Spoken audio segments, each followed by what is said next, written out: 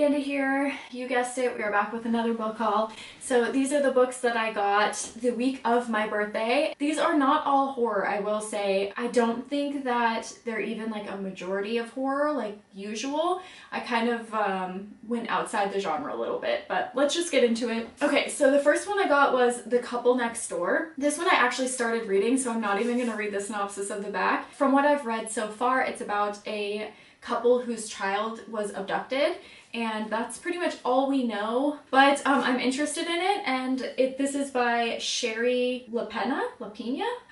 This one was $5, so again, this was a half off sale. However, not all of the books that I bought this time were half off because I did shop outside of the half off section, but this one was one of them. It was like a mystery thriller book.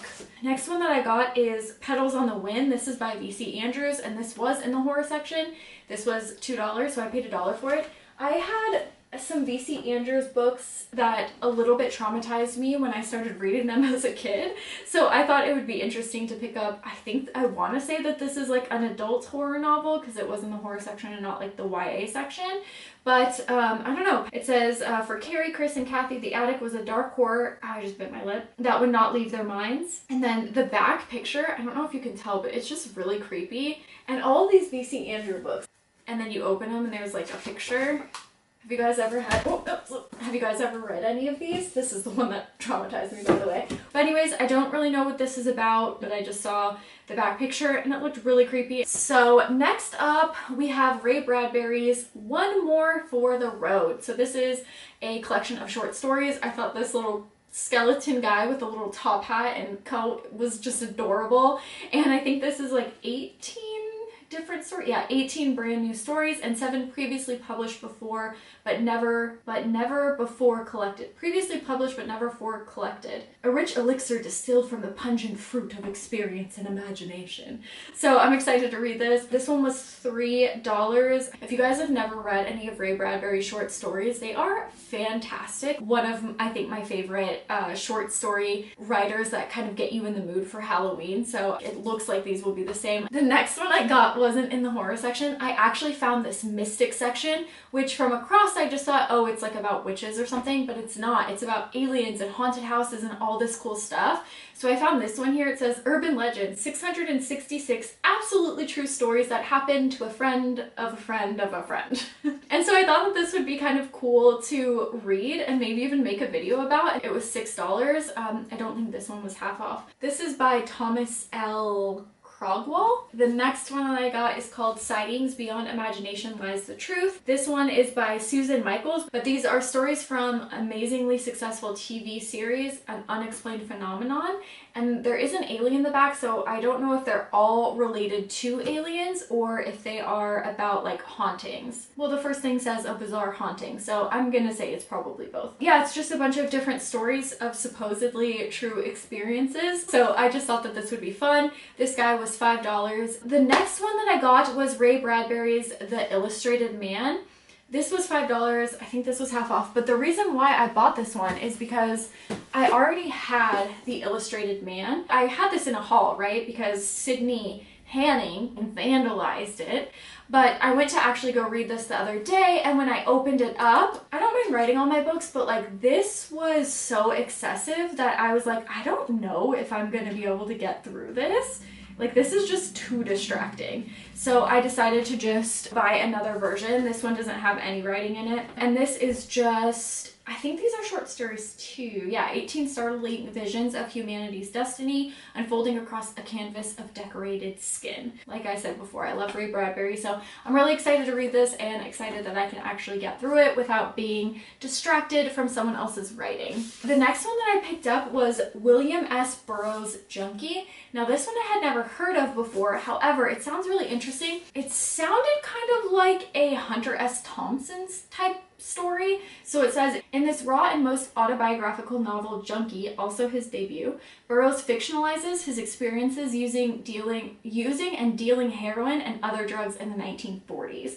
And so if you didn't know, Hunter S. Thompson, we'll talk about in a second, but Hunter S. Thompson created this like kind of new genre of writing where he wrote about a lot of his experiences with drugs. And so I thought that this was kind of interesting, a fictionalized novel but autobiographical elements, or maybe even kind of like a Charles Bukowski kind of thing, because I feel like he does that a lot as well. And so yeah, this was $5. It really caught my attention. The cover I think is really cool, and I think that this is gonna be really interesting. So I'm excited to read that. The next one that I got, I was really excited for, because this is The Collection of Hearts, New Tales of the Grotesque by Joyce Carol Oates. So this one was $6, so half off. Now, Joyce Carol Oates I read quite a bit of in college. A lot of her works like in the literary canon, and there are some of her pieces that are darker, but I wouldn't consider her horror. And so I thought it was interesting that she has an entire novel that are apparently grotesque. And so I'm really excited to read these. If you guys didn't know, if you guys have listened to my short stories, I have one, they'll be like linked down below. But I have one called The Python King, and that one was like heavily influenced by Joyce Carol Oates' Where Are You Going, Where Have You Been? Not the story itself, but the way that it's told. If you guys haven't read that story, I highly recommend. It is like a darker story of hers. I wouldn't necessarily call it straight horror. No, that one's not even in here. Interesting. I'm really excited to read more grotesque horror work from her. The next one, I just found this. I can't remember if this was in the horror section or the mystery thriller section, but this is Hemlock Grove, and this is a novel by Brian McGreevy. This was $5. It is now a Netflix original series, which I've never heard of. Have you guys seen this? Let me know if it's good. You guys know that I don't watch a lot of TV. Excited to read this, and I don't know, maybe watch the show if it's good as well. This is just about a young girl who is found dead in Hemlock Grove and them trying to figure out what happened, I believe, is kind of the synopsis that I've gotten from reading one sentence of the back of this book. Next up, I have Kurt Vonnegut's Look at the Birdie. So if you guys don't know who Kurt Vonnegut is, I actually made a video about 5 books that changed my life. I'm gonna link that down below too, because I really love the books in that video.